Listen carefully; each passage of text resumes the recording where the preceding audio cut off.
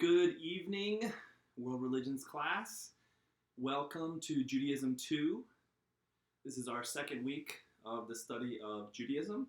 So I'm going to focus more on Judaism today and how we got here through some parts of, from the parts of history, pretty much starting with Rabbinic Judaism. I do like to emphasize that Rabbinic Judaism and Christianity are like twin siblings born of the post-Alexander the Great era in the early Roman Empire. So without further ado, let's go ahead and get started.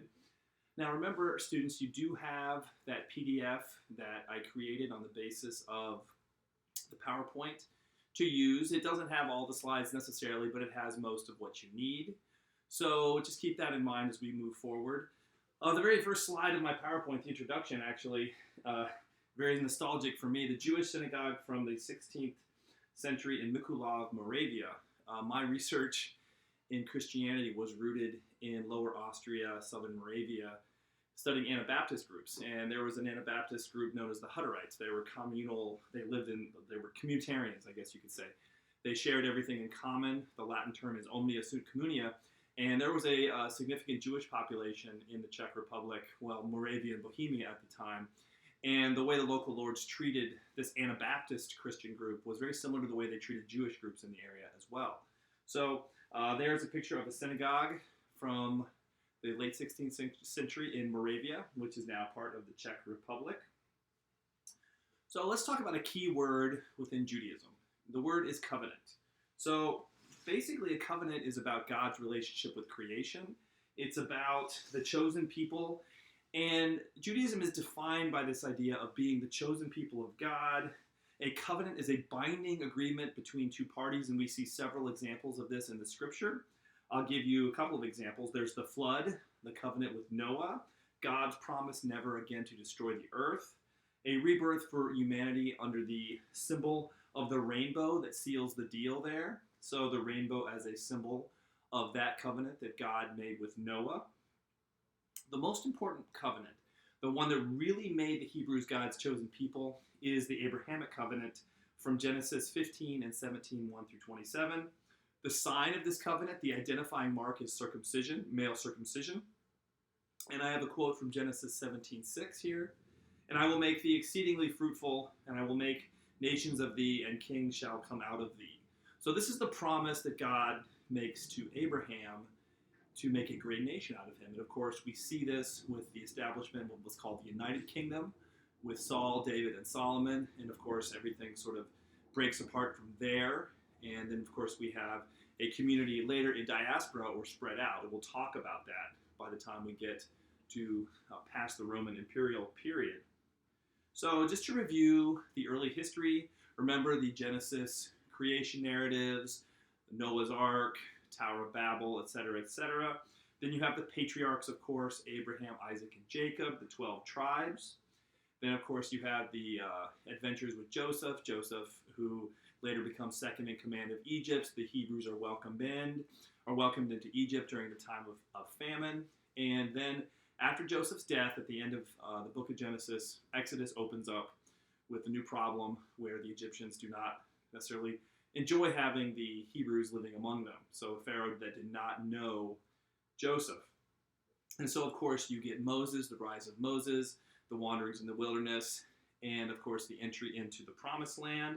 Then you get a time of Judges, of course. And then, of course, after that, you get Saul, David, and Solomon, roughly 1050 to 930 BCE. And, of course, this all ends in the 6th century BCE with the fall of the last two kingdoms, Judah and Benjamin, to the Babylonians. And then, of course, we have to remember the 10 northern tribes had already been lost to the Assyrians under Sargon II and Sennacherib. The 12 tribes, of course, were Reuben, Simeon, Levi, Judah, Dan, Naphtali, Gad, Asher, Issachar, Zebulun, Manasseh, Joseph's sons. Manasseh and Ephraim's Joseph's son, and Benjamin. And of course, the northern kingdom were the 10 lost tribes. So one of the interesting things about the Second Temple period, which is when Ezra and Nehemiah went back and rebuilt the temple, this is the Second Temple period after the Babylonian captivity, is that the holiest place is connected to the second temple. The holiest place in Judaism today is the Western Wall, okay? It is the holiest site within Judaism, and it is as close as many pilgrims can get to the Temple Mount. It is all that remains of the Second Temple, which was rebuilt in 515 BCE after the Jews were allowed to return to their homeland under Cyrus the Great. Herod the Great expanded the Second Temple, and the Western Wall was actually part of that expansion. So it wasn't originally part of the Second Temple, it was an expansion, and that's all that remains today is the Western Wall or the Wailing Wall. And in 66 of the Common Era, the Jews rebelled against the Roman Empire, and the Romans destroyed the temple in 70 CE. And all that is left is now this Western Wall, and of course, the Temple Mount that still remains, there's actually a Muslim historical and religious site known as the Dome of the Rock.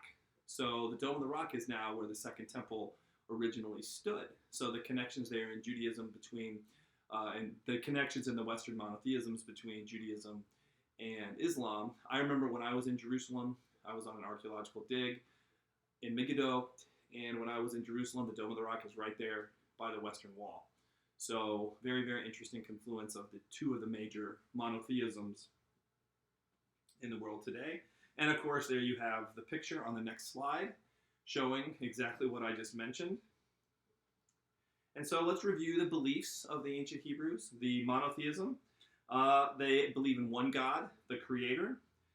The prophets arose not only to reveal the Torah, but later to call them back to their religion. That's an important role of the prophet. They're not oracles, okay? The scripture, the Torah, the first 5 books of the Bible. And then, of course, the Hebrew Bible, we have to remember, was later incorporated into the Christian scriptures as the Old Testament. So please remember, we are going to be talking more about that later, but we always have to remember the Hebrew Bible. A lot of people say, oh, that's the Old Testament. Well, no, it's actually the Hebrew Bible. The Christians call that the Old Testament. But if we look at it for what it is, the Tanakh has those different sections. It's the Hebrew Bible. So there are 613 commandments of the Torah. Judaism, from the very beginning, is a religion about making sure you obey God's commandments, following the law. And the Talmud is the commentary of the ancient rabbis, and it explains how God's laws apply in daily life. And so these apply to every element of a Jew's life, such as the dietary rules, keeping kosher, what do you wear, how do you look, how do you identify yourself as a person, as a member of the community. Clothing and dress was actually way more important in the pre-modern world as a social and cultural identifier than it is today. Imagine living in a world where kings and princes and religious leaders don't wear any special dress, and you might have like I come from Christianity, you might have a pastor of a church who just wears a nice suit, but you're not going to be able to identify him on the street as a religious leader, right? You may recognize him from the camera, but in the ancient world, you had to have signifiers, things that told people who you were. So kings wore crowns, popes, of course, within the Christian tradition, rabbis, etc. So special clothing to identify you is actually a really important pre-modern way of establishing one's cultural and religious and spiritual identity. So this, of course, has passed on to some groups of Judaism within Judaism today, especially the Orthodox community. So keep that in mind. Of course, there is weekly worship, Shabbat, and there is, of course, the observance of holy days, including Yom Kippur, the Day of Atonement, and Hanukkah, the rededication of the celebration of the rededication of the Second Temple. And of course, within every religious and spiritual community, including within Judaism, you have social relationships, male-female relations, parent-child relations, all defined by different rules and customs within that community. So I know when we talked about this with respect to Confucianism, the concept of li, or propriety, every religion has these sort of cultural values and norms that get connected and get spiritual justification, connection to it's the connective tissue of the community. It's what identifies them and holds them together. So for example, I grew up in the Lutheran church, and one of the things that connected us is like you would have a Sunday potluck afterwards, and that was just part of who the community was, and always had the green bean casserole and the other casserole, and I always ate too much, right? So you have all sorts of relationships and customs and traditions that go on within all of the different religions that we study. And this is like the connective tissue that holds religions together. And so Judaism is no exception to this. Social relationships, business relationships, how customs of, like, what do you do when you come into a synagogue? Where do people sit when they come into a synagogue? What things are you expected to do once you enter that religious building? And that could be a mosque, a church, a synagogue, a temple, etc., etc. All right. So there's a few Jewish symbols I wanted to talk about. Symbols are something we talk a lot about in the class, the power of the symbol. A picture is worth 1,000 words. And I decided to choose some traditional ones, but there was one that is actually a little bit more, I guess you could say, in the news now, or a little more prevalent now. I've had some world religions classes where students have started studying this symbol and brought it to my attention. That would be the Hamsa. So let's talk first about the Star of David. It's probably the most prominent Jewish symbol. It's not a uniquely Jewish one, by the way. Historically, it dates back to the 3rd or 4th century of the Common Era as an identifier of the Jewish community. And it was first chosen as an official symbol of Judaism at the First Zionist Congress in 1897. And Zionism, of course, was a movement that was looking for the creation of a nation state for Jews. And of course, as we know, the Zionist movement still exists today. We have the establishment of what I always call Israel-Palestine. So the creation of Israel as a nation state was, of course, part of what Zionists are looking for with respect to the return of and the establishment of a Jewish homeland, because the Jews have been living in diaspora or spread out around the world, around the globe, for centuries. The symbol on the flag of the State of Israel is the Star of David. And so we have the oldest textual evidence from about the 11th century of the Common Era, so medieval at that point. So the Star of David, very important symbol. The menorah. The menorah is one of the oldest Jewish symbols. It comes to our attention from the miracle of the temple during the Maccabee revolts, 167 to 160 BCE. And that was a revolt against the Seleucid Empire under Antiochus IV Epiphanes. Antiochus had abolished Judaism. He had prohibited worship and study, and had filled the temple with foreign gods. So this is a big no-no if you are someone who was living in the Jewish community in Jerusalem there at that time. And the story goes that when the Maccabees took back the temple during the revolt, they only had enough oil to keep the lamp lit for a certain amount of time, perhaps a day. And miraculously, the oil lasted much longer than that, up to 8 days and beyond. And they removed the foreign idols and rededicated the space. So the miracle of the lamp staying lit for that length of time when it had no business doing so is, of course, celebrated with Hanukkah. Okay? Today, the 9-branch menorah is commonly used to celebrate Hanukkah, although the 7-branch menorah is actually the ancient symbol, and each branch on the 7-day menorah represents a day of creation, with one branch for the Sabbath. So the menorah is a very common Jewish symbol. And now we'll talk about the Hamsa. So an increasingly prominent Jewish and Muslim symbol in the world today is the Hamsa. And actually, the more research I did on this, it might also be a Christian symbol as well. I need to look more deeply into it. But it's rooted in the Mesopotamian Phoenician cultures of the ancient Near East, and it's spread out from there. It may represent the hand of Ishtar, of course, a Babylonian fertility goddess. The hand of Miriam, that, of course, is within the tradition of Islam. The hand of Mary, and this is why I think that might be an identification with Mary within Christianity. The hand of Fatima, or the hand of the goddess. So you have all sorts of, actually I said the hand of Miriam as within Islam. I was wrong. Hand of Miriam is actually associated with Judaism. I was looking at that and I was like, I got that wrong. So the hand of Miriam within Judaism and the hand of Fatima within Islam. Deeply apologize for that.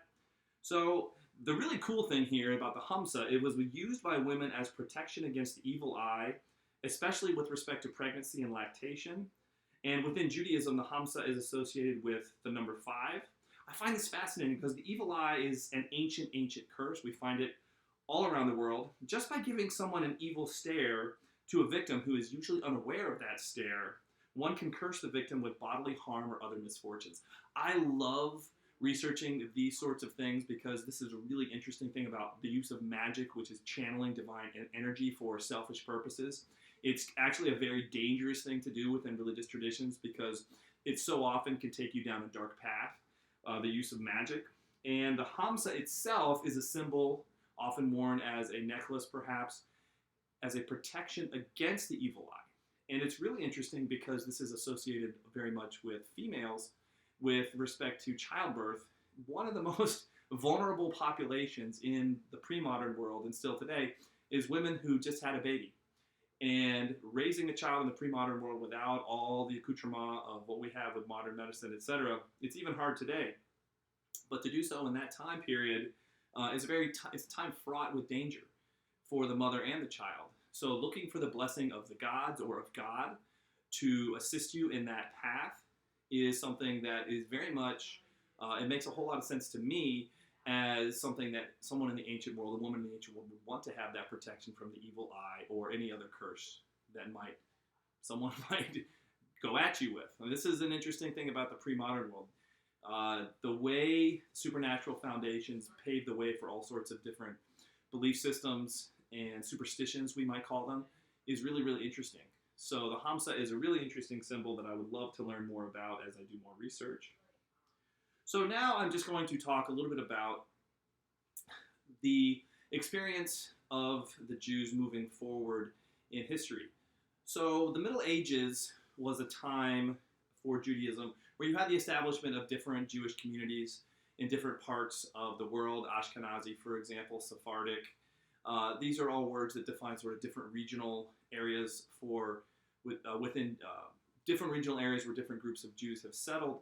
And one of the interesting things about the experience of medieval Judaism is that primarily in Europe, which I know best, Jews are often minority communities, often tolerated. Perhaps the community has to pay a special tax or some sort of tribute to make sure that they stay on good terms with the local lord or a king or a ruler.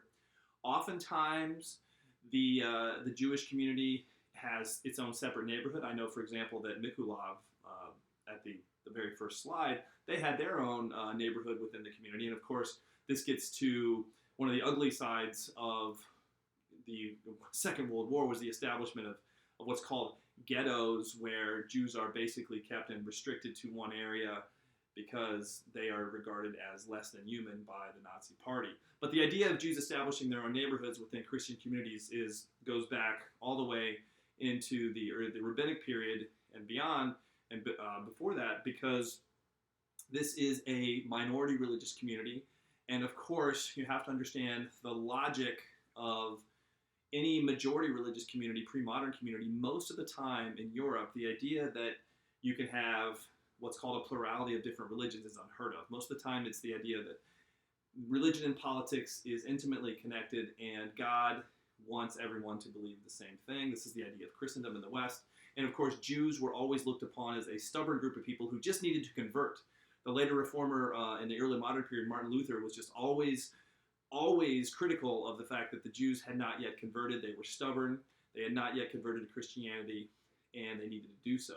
So Judaism is oftentimes treated with, well, sometimes with toleration, but oftentimes this is a minority community at risk because there's something called the blood libel, the idea that Jews are killing or sacrificing children and using the blood to have a mockery of the Eucharist or the Thanksgiving Christian meal.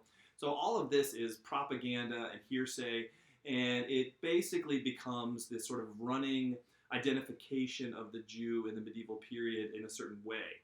One stereotype of the Jew is that the Jewish person would be identified with banking and making money. Well, part of this is because in the Christian West, you were not allowed to lend money at interest. Within Judaism, there were no restrictions at lending money at interest, and hence local lords or kings using Jewish bankers to help finance whatever they're looking for allows them to have some sort of loophole so that they can lend money at interest and make money that way. And of course, this is a very simplified version of this story. This is pretty much, I don't put a whole lot of stock into it, but this is the ugly side of the Middle Ages and the early modern period, the development of all of these negative stereotypes around Judaism and the Jewish communities in the West. And that's why I put the expulsion of the Jews from Spain here in 1492. 1492 was a rough year, both for the Jews and for the Moors who were expelled from Granada that year. And we always just think, well, in 1492, Columbus sailed the ocean blue. And of course, that's a very significant event, but other things are happening as well, and the Jews are expelled from Spain. There are other Jewish communities that had been expelled and are going to be expelled from certain parts of Europe. That's why by the time you get to the early modern period, by the time you get to the late 1500s, Jews are being pushed out of Western Europe and settling in Eastern Europe for local lords who are more tolerant of them. This is the case with the area of Moravia, where I did my dissertation to study the Anabaptists. So the stereotype of the medieval Jew is something that gets worked on and passed down through the centuries. Not true at all. This is a community in diaspora trying to maintain their religious traditions and beliefs in the face of oftentimes very hostile local authorities. And that unfortunately was the way it was in much of, and in fact, the early modern period, things got uglier. It's kind of a misnomer to regard the Middle Ages as a very dark, evil time, but there are parts of Europe where Muslims and Christians and Jews are living in harmony for a while. Muslim Spain is a great example of this. But generally speaking, minority Jewish communities are going to have to pay taxes as a group. They are looked upon with suspicion and stereotyped, and because they don't belong to the majority tradition, and because they're stubborn and they don't recognize that Jesus is the true Savior, they are treated with disrespect. So, moving on from there.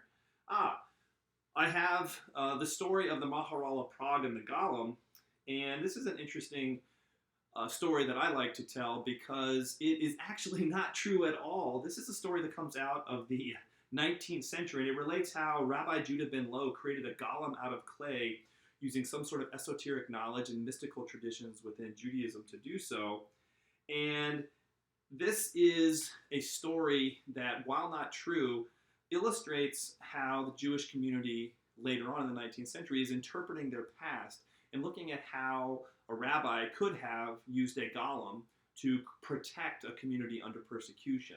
So, according to the legend, the golem protected Jews from anti-Semitic attacks, including desecration of synagogues and the blood libel, the medieval and early modern accusation that Jews murdered Christians and baked Passover bread from their blood, and of course, the blood libel is a classic example of religious scapegoating. So again, I'm not going to shy away from sharing some of the ugly truth, but this story gets to the fact that Jewish communities are looking at ways to interpret why are we being treated this way. And the story of the Maharal of Prague and the Golem is an example of this. And of course, I have a picture of the Jewish cemetery in Mykolaiv there. So I'm going to fast forward a little bit and move to some more positive elements of the Jewish experience in Europe during the Enlightenment period. So Enlightenment Judaism, known as Haskalah, and I apologize for my pronunciation. So like the rest of Western Europe, many Jews of the early modern and modern eras pursued new ideas now commonly known as Enlightenment thought. So notable Jewish philosophers during this period included, and this one is a proto-Enlightenment thinker, named Baruch Spinoza, 1632 to 1677. Although he was formally expelled from his community in Amsterdam in 1656 by a writ of Kerem or expulsion, he was very famous for his philosophical ideas, which included a proof for the existence of God. So he's roughly, I think he's a little bit later than René Descartes, but he is an early Jewish philosopher who is breaking free from some of the more traditionalist views of the religion and branching out there and exploring different ways to think about man's or the human's relationship with the universe around them. I did not actually study Spinoza much at all. I was more of that traditionalist, let's go from Aquinas and Occam to Luther and Calvin and others, and then let's talk about Descartes, Hugo Grotius, etc., etc. So Spinoza I don't know a whole lot about, and unfortunately that's not good for me, but I encourage you to do more research into Spinoza. And let's talk about an Enlightenment figure who is very famous, 1729 to 1786, Moses Mendelssohn. He's the most famous Jewish Enlightenment thinker. He argued that the state should not interfere with the religion of the people. That sounds very much like John Locke in a sense. Even a Jewish government should not punish Jews for failing to follow the ethical and ritual laws of the religion. That's a really important insight. The idea that your religion should be separate from your political identity, this sort of splitting off of the religious and the political. Could it be quasi-separation of church and state here? This is a really, really strong and interesting point here that Mendelssohn makes. He worked to gain acceptance of Jews in mainstream European society, and in 1778 he helped establish the first modern public school for boys, the Freischule für Knaben. So Mendelssohn is a really important figure within Enlightenment thought, and there's a lot of connections you can make between him and other Enlightenment thinkers, such as John Locke, Montesquieu, Rousseau, others. These are people who are looking to sever the ties between supernatural foundations and supernatural assumptions. The assumption that God has created the world. People aren't doing that necessarily anymore among some of these elite circles of thought. And in fact, what you're seeing here is this untethering of the basis of authority. Authority used to be based on these supernatural foundations, always assumed to be true, and authority is being placed into the mind of the individual through reason, the idea that reason and individual autonomy, and this of course is where you get the idea of someone having individual rights. Now of course this is very limited at that time. Nobody thinks that women have rights or non-white men in the world have rights. I mean, this is in fact one of the worst periods in history for many people on earth, the colonial era. And so it's a very limited understanding of what this means.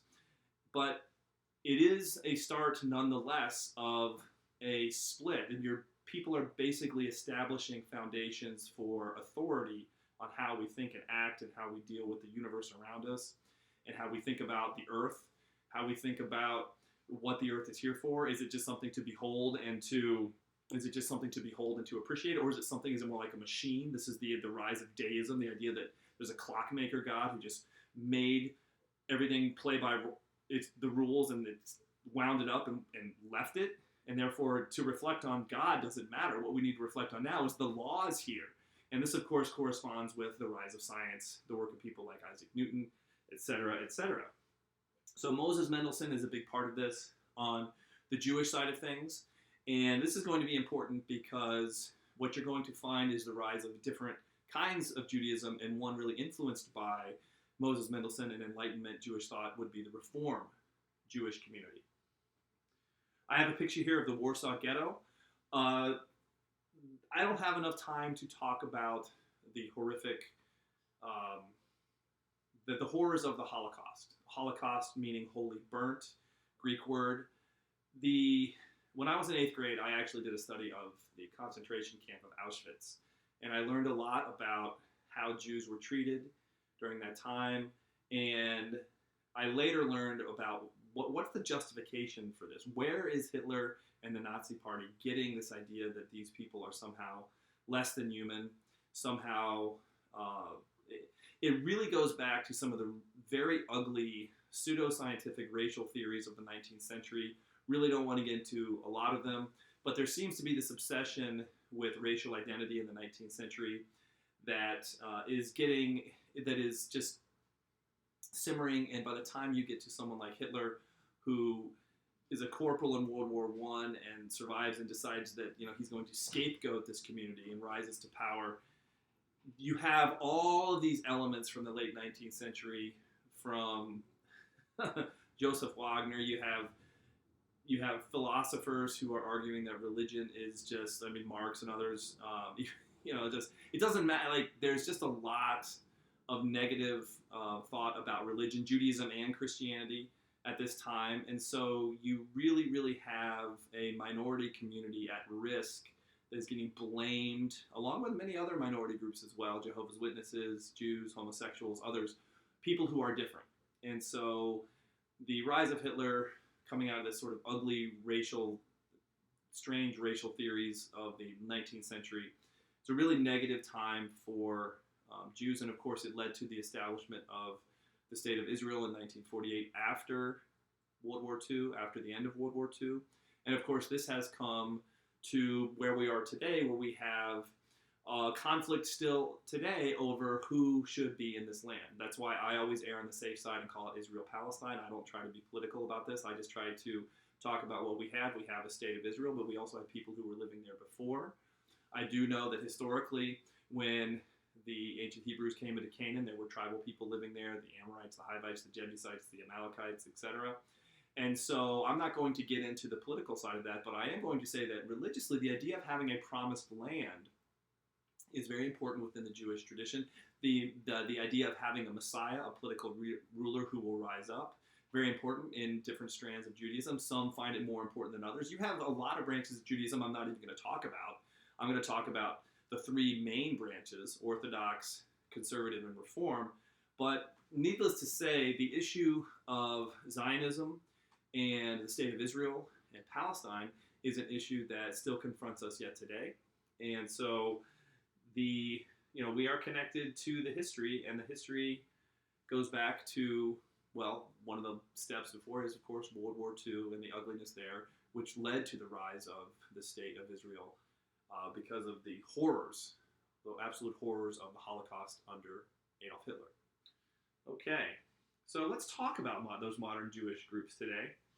And let's talk about covenant celebrations. So I'm going to talk about some of the celebrations and some of the things that Jews celebrate.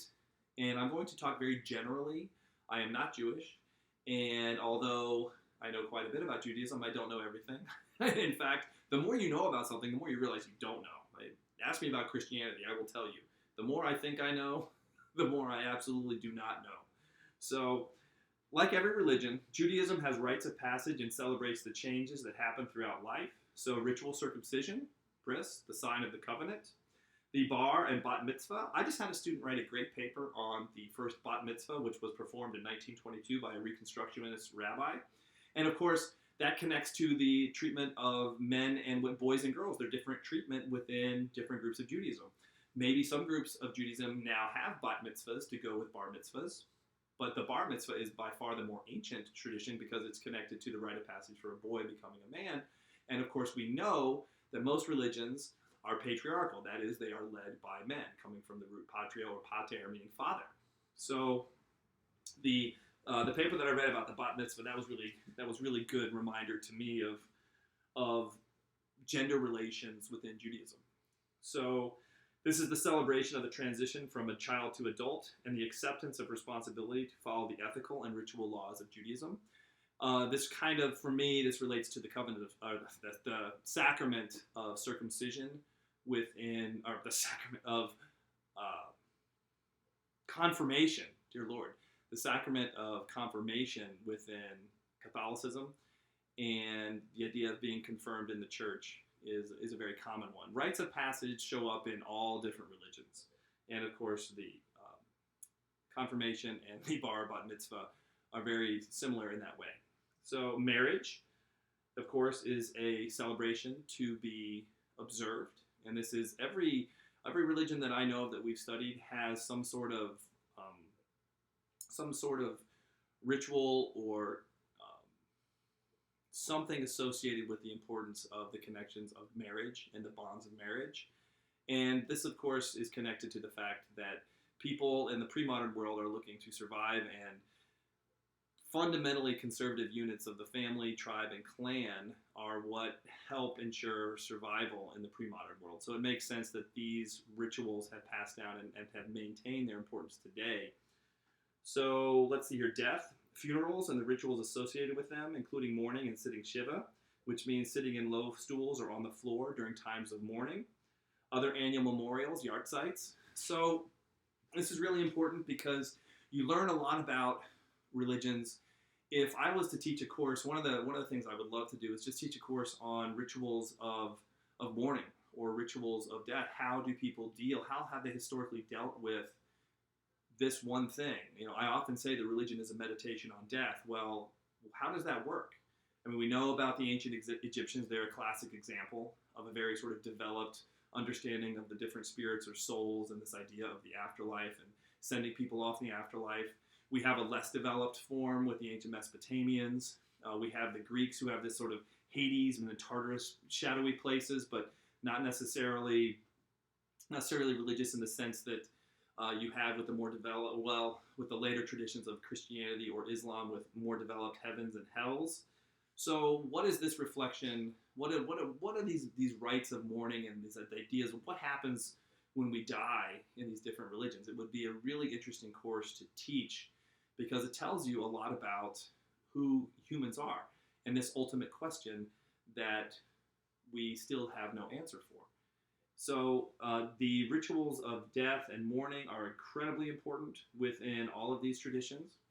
So let's move on to some Jewish holidays. So the High Holy Days are Rosh Hashanah, which is Jewish New Year, celebrated on the first day of the month of Tishrei, sorry for the pronunciation, in early autumn in the Northern Hemisphere. It celebrates the creation of Adam and Eve. And the High Holy Days continue into Yom Kippur. And often apples dipped in honey are eaten to symbolize a sweet start to the new year. Okay, so there's Rosh Hashanah. Yom Kippur, the Day of Atonement, is the holiest day within Judaism. It begins on the 7th day of the month of Tishrei and involves roughly 25 days of fasting, repentance, and prayer, often at the synagogue. And other holidays include Sukkot, the festival of booths or tabernacles, which is an autumn harvest festival. And of course, autumn harvest festivals are hugely important all around the world. You have so many different traditions that have different festivals. You have solstice festivals, equinox festivals, and it's about the annual rhythms of life. So this makes perfect sense to me that you would have something here with an autumn harvest festival. Simchat Torah, rejoicing of the Torah. This follows Sukkot. This holiday celebrates the end of the cycle of Torah readings and the new cycle to begin. Hanukkah, we talked about that, the Festival of Lights, celebrates the rededication of the temple during the Maccabean revolt under, I believe, Judas Maccabeus, the hammer. Other holidays include Pesach or Passover. Passover actually was just this past Wednesday. It is the Jewish holiday that I know the most about. I have attended a Passover meal in the past. It was originally a spring festival of the first fruits, but the 7-day holiday has since become associated with the exodus of the Hebrews from Egypt. Jews eat a ritual meal and commemorate the passing over of the angel of death, which is the last of the 10 plagues, which ultimately convinces Pharaoh to let the Hebrews go with Moses. Okay? And the Passover is one of those festivals that it just captivates the imagination. You had to do a certain thing. You had to sacrifice a lamb of a certain age and without blemishes, I believe, and you had to paint the lintel of the door and the post and everything with the blood of that lamb. And you had to have a certain kind of meal, and you had to, if you did these things, the angel of the Lord would pass over your house and not bring death to the firstborn in that house. And of course, the Hebrews were instructed to do this, but the Egyptians were not. So there was wailing and lamentation all across the land of Egypt once this happened. And then it became, of course, the chance for Moses and his people to leave the land of Egypt to go find their promised land. Purim, the festival of lots. This is a carnival that celebrates the events told in the book of Esther, when the Jews were saved from the Persian vizier Haman, who wanted to kill all the Jews in the Persian Empire. So he is plotting against the Jews, and he is tricked by the Jew Esther, who at this point has become the queen of Persia, and her cousin Mordecai. This is a great book, and Purim is an awesome festival. I went to a Purim once where everybody was just dressed up in so many different costumes. It was just a fun celebration of this story, and it was actually a really, really great and inspirational time for me as a part of this community that I was visiting. So Purim is something that I've personally experienced, and I really appreciated at that time, and the memory has stuck with me ever since. So, and of course, I get into the Shabbat, the day of rest, the day of peace, because God rested on the 7th day. This is the weekly worship and prayer held every Saturday. So you go from sundown on Friday to sundown on Saturday. And of course, this defines, this is going to come up again when we study Jesus of Nazareth. He's going to get into trouble because he is not observing the Sabbath the way the high priests, such as Caiaphas and others, think that he should, because there are certain ways to observe. Remember the laws. You have to keep the laws. You have to keep them because this is part of your identity as a Jew. And so Jesus is developing his ideas. At the same time, you have other groups like the Pharisees that are beginning to find their ideas about what Rabbinic Judaism is going to look like. So let's keep an eye on what does it mean to keep the Sabbath, to keep Shabbat within Judaism, and how is that going to be reinterpreted under this new religion with Jesus of Nazareth? So let's talk about the three main groups within Judaism. So the first one is Orthodox, and that comes from the Greek meaning right belief. And this group began in the 18th century out of the Rabbinic traditions in Eastern Europe, the Rabbinic Ashkenazi traditions in Eastern Europe. And one subgroup is the Hasidic group, also Hasidim, who believe in direct connection with God through prayer and worship. So you have the subgroup of the Hasidim within the Orthodox. Overall, and this is very generally speaking, the Orthodox believe that the Torah was revealed directly to the Hebrews during the ancient period. The law is binding and is the most important guide for a Jew's life. And they are known for their separation from society and their strict observance of the Jewish laws in the Torah. And the picture that I have there is an Orthodox man praying at the Western Wall of what's left of the Second Temple in Jerusalem there. So Orthodox Judaism is what people would consider the most conservative group of Jews. They are most identifiable by the way they dress and living in their own communities together. I relate this very much to the group of Christians that I studied in the early modern period, the Anabaptists. If you look at some of the heirs of the Anabaptist movement, the Amish, for example, you find that they have a similar idea of separation from the world, where they will live with their own communities and, of course, dress in a certain way that some people say, well, that's just a relic from the ancient past. Well, for them, that's not what that means at all. For them, they're keeping their heritage and they're keeping the traditions alive the way they're supposed to be. So this is very much the same thing within Orthodox Judaism. You have the idea that you have to stick to what was and is in the Torah, and you're at a point where you kind of get frozen in time, and they're frozen in time with this sort of 18th century style of dress moving forward. Of course, there's been reforms and changes. There's so many details that I don't have any time to go into. But generally speaking, you have a conservative group of Jews who look at the Torah as much more in a literal sense as the guiding principles of life, and they need to be kept. These laws need to be kept. This is not about the spirit of the law necessarily. The spirit of law is the letter of the law, and this is how we practice our religion. So this is what most people would consider the most conservative group within Judaism. And then we're going to go talk about the most liberal group. The most progressive group would be considered Reform Judaism. So this movement began in Germany in the early 19th century and was led by the Maskilim, or enlightened Jewish leaders at that time. If I remember correctly, there were some groups active in different parts of Germany, including Berlin. The progressive wing of Judaism, influenced by the Haskalah, or Jewish Enlightenment, had certain values, including the idea of rationalism. This idea that human reason should be a source of authority, not necessarily what we read in books that clearly don't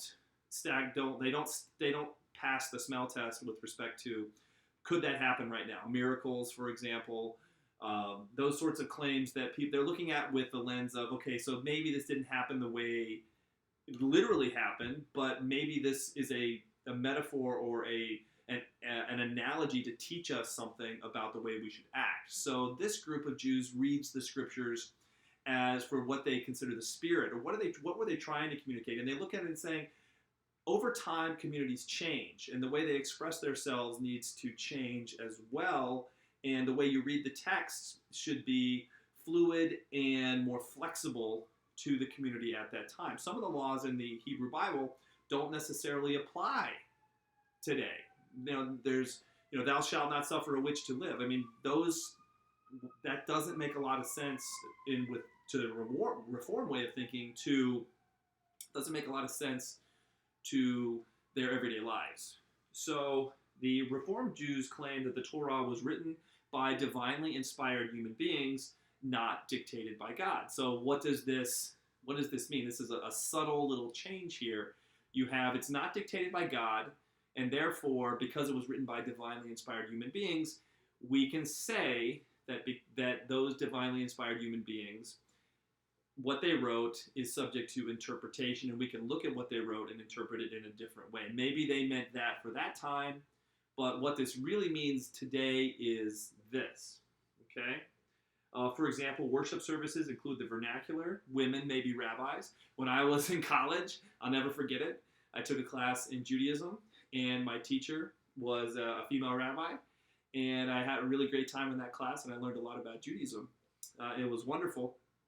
And in fact, where I went to college in Cincinnati was actually one of the main centers in America for Reform Judaism. So it makes sense that going to college in Cincinnati, I would have a Reform rabbi be my teacher there. Let's see. In general, the Reform Jews promote less strict observance of the law in favor of ethical action. They are more about the spirit of law than the letter. So if you have on the one hand a group of Jews in the Orthodox that is more about a more strict interpretation, a strict hermeneutic, a strict midrash, a strict interpretation of the Torah and the scriptural texts. And on the other hand, you have a community that says, hey, you know what?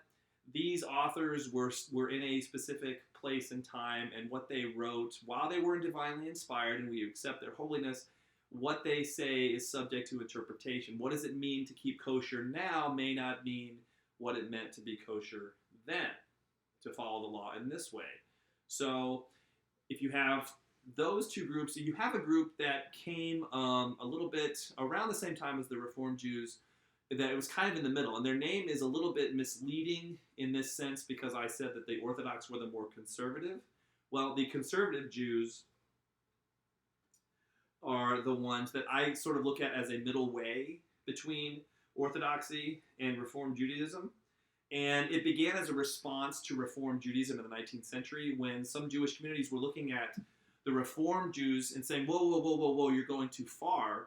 We don't want to lose our identity here. So this is a group that's not going all the way back to an Orthodox position, but they are trying to find a middle road.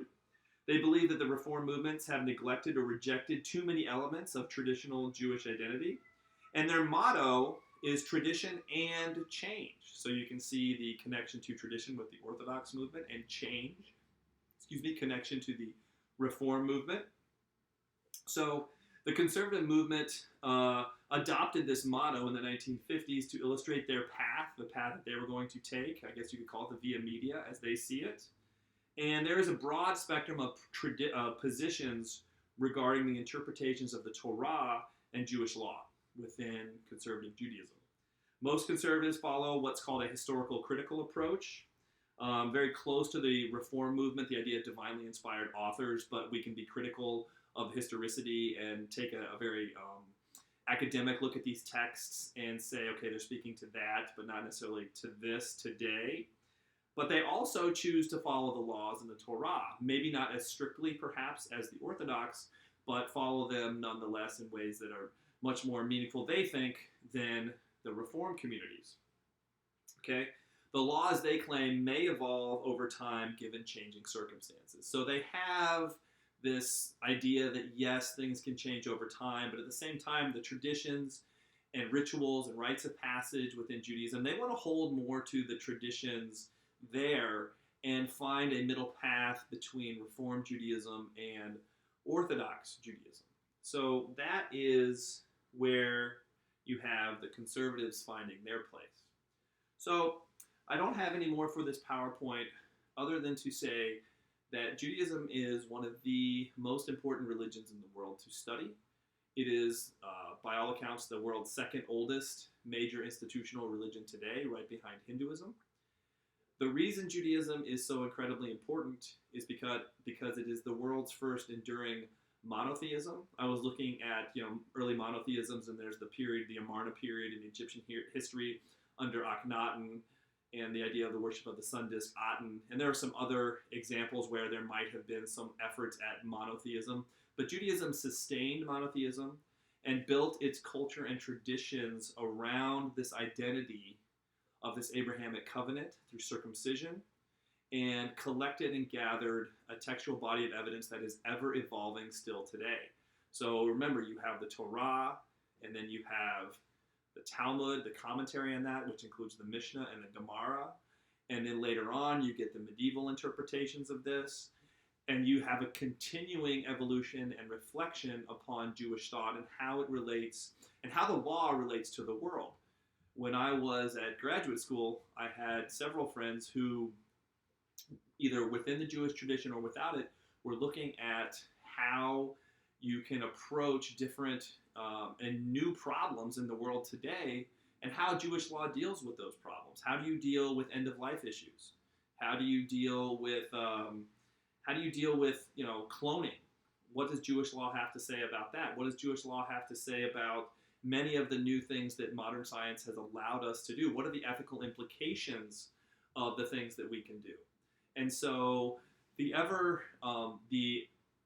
application of the Torah and the commentaries on it, this idea that we are always, that within Judaism, there's always thought about what the Torah means, is a very important element within Judaism. And although you do have different branches within it, especially since the 18th century, like we said, Orthodox and Reform and Conservative, you do have a stream going all the way back to the ancient Hebrews of a community in diaspora.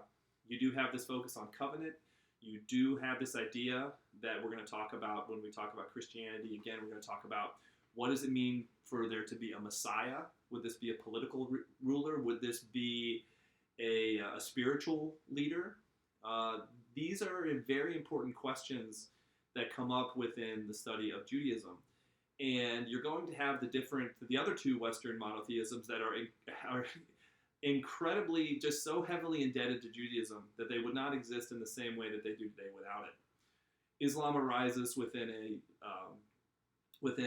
a context of course, yes, animistic, native Arab traditions, Zoroastrianism, but also minority Christian and Jewish groups. It comes out of that matrix. And Christianity, of course, Jesus was a Jew, and Jesus was, by all accounts in the Gospels, a very well-educated Jew who knew his scriptures very, very well. So Judaism is incredibly important. It is the foundational Western monotheism for how we understand religion in the Western world today. So I cannot overestimate just how important our study of Judaism is within an overview of world religions, because so much of what we study now today is related directly to that ancient Hebrew past and in through the history of Judaism as it's come to us ever since the Rabbinic, I guess you'd call that late antique period through the Middle Ages, early modernity, and today. So thank you all for listening. I appreciate it, students. I'll be posting discussion questions so that we can get some posts up. I really appreciate your attention, and have a great week. Thanks.